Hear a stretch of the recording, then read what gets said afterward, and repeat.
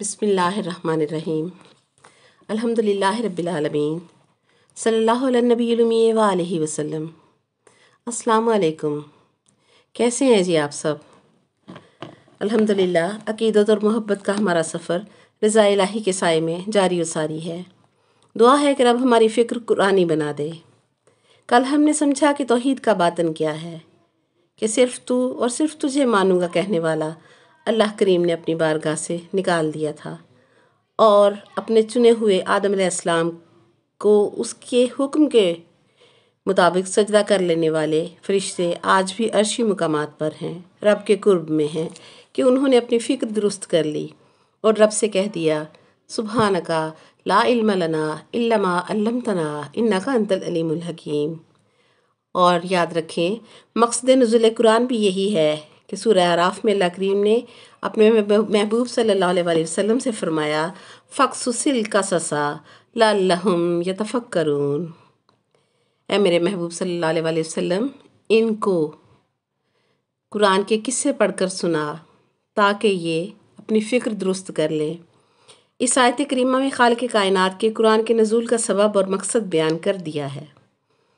قرآن پاک کو جیب میں رکھنا، گھر اور گاڑی میں رکھنا، کل کی رسم میں پڑھنا، 40ویں پر پڑھنا، باوضو ہو کر کھول کر دیکھ لینا باعث برکت اور ثواب تو ہے، لیکن مقصد نزول قرآن ان اعمال سے حاصل نہیں ہوتا۔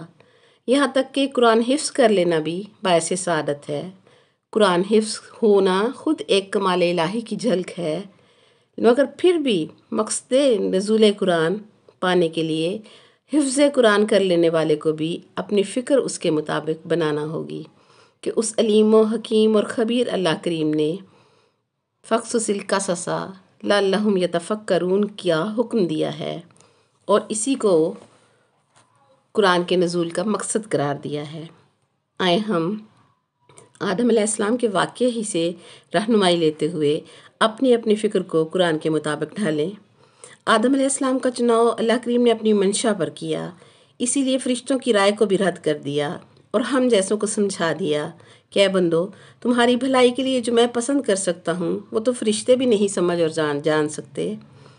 اپنی نشانی کو اس نے خود پسند کر کے پھر فرشتوں سے پسند کروایا کہ پورے واقعے کی تفصیل ہمیں جا بجا قرآن میں ملتی ہے۔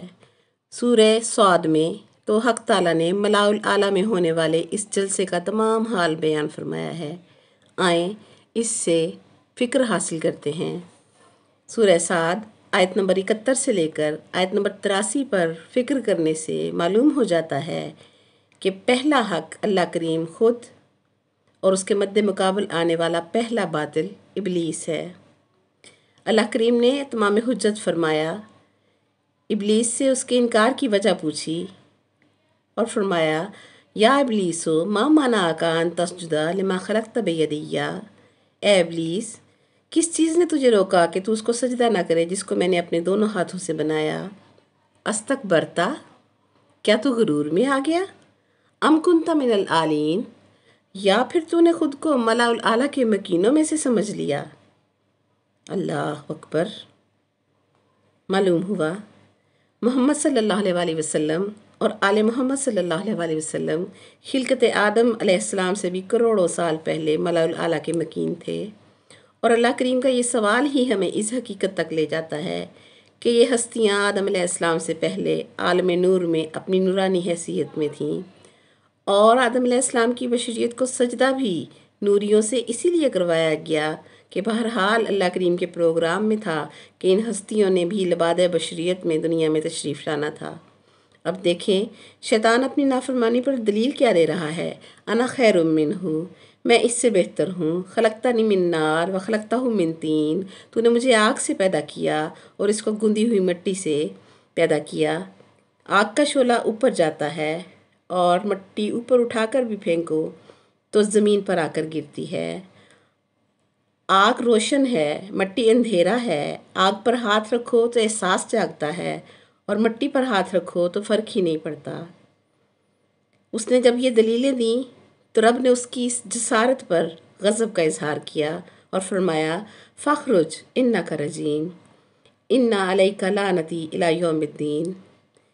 نکل جا یہاں سے، بے شک تو آج کے بعد رجم کر دیا گیا ہے اور تیرے اوپر لعنت برسے گی یوم الدین تک۔ یاد رکھیں، جب شیطان لعنتی ہوا تو اس کے اعمال میں سوائے عبادت اور سجدوں کے کچھ نہ تھا۔ کوئی برائی جس کی بنیاد پر بندہ بندے کو لعنتی کہتا ہے اس وقت نہیں تھی۔ آج دنیا کے سارے لعنتی جس کو لعنت کا حقدار سمجھتے ہیں، اس پر خود لعنت کس بنیاد پر واجب ہوئی، ہمیں یہ فکر کرنی ہے۔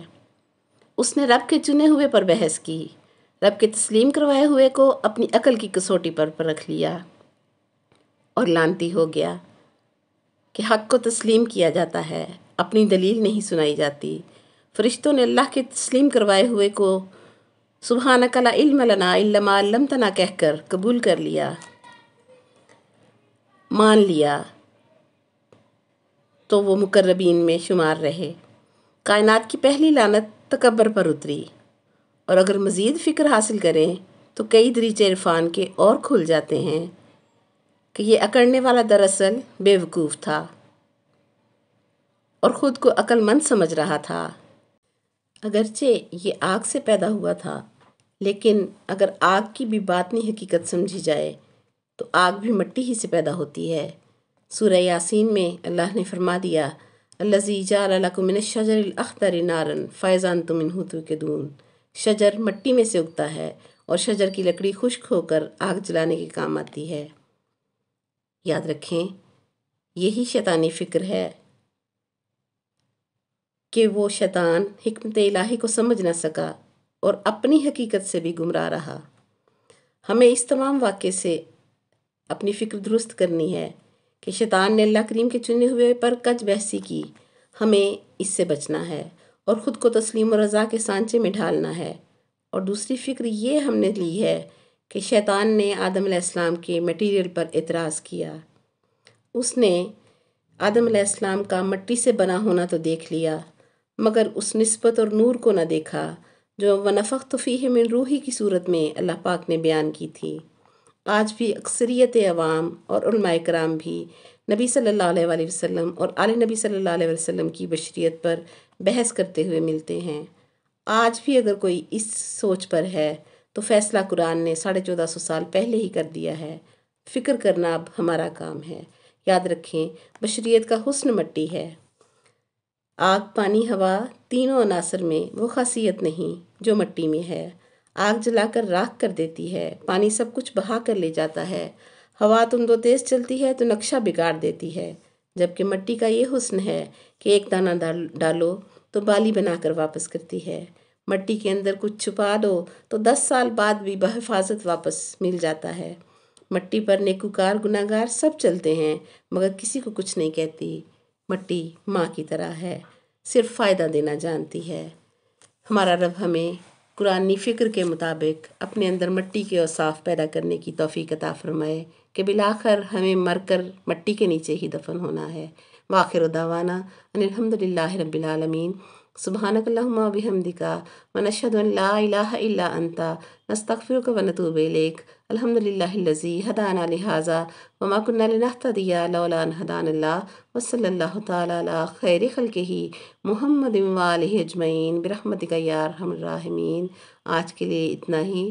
جڑے رہیے خوشبو قرآن کے ساتھ۔ السلام علیکم ورحمۃ اللہ وبرکاتہ۔